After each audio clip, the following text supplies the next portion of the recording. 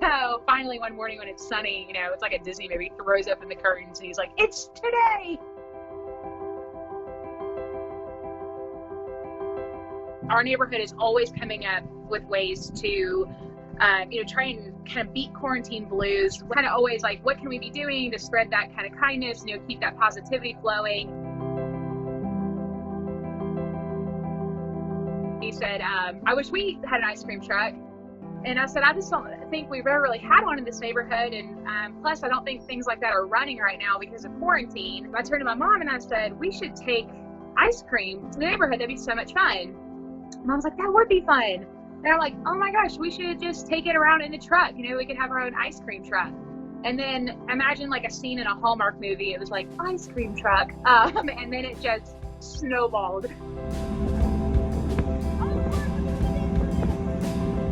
The last thing I want to do is freak anybody out about their kids coming up and getting ice cream and us touching it and them touching it. And so, you know, how can we do that and make it as safe as possible? So we thought about handing out gloves to people, you know, to accept the ice cream, but that seemed a little awkward.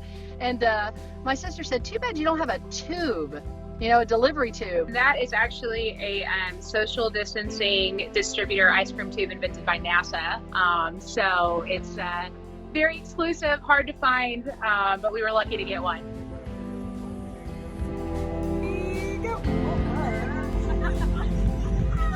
The fun about an ice cream truck isn't just the ice cream. It's, you know, sitting with your friends, it's talking with your friends. You know, you're all running to the ice cream truck. You just come from the pool, you're getting ready for summer, and I see all these kids are excited, and you look up and the parents just kind of feel that joy, and you just see it kind of radiating. And then the house next door, they see we're coming and they're so excited. They're like, "There's ice cream trucks here."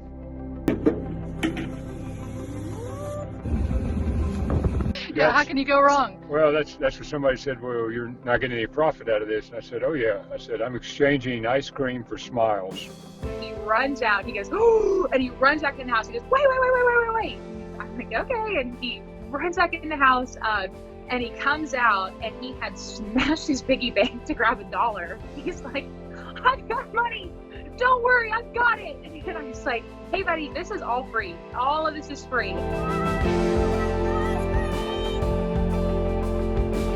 He gets more joy giving a gift than getting a gift. So him being so excited, him, you know, wanting to help paint the signs and, you know, helping us pick out the ice cream and, you know, all of that was just so much fun and so fun to watch him be involved in. You know, in a lot of ways, like, yeah, we did this for the neighborhood, but I think as a parent, for me, the biggest thing was, you know, letting my son be a part of something that meant so much to him.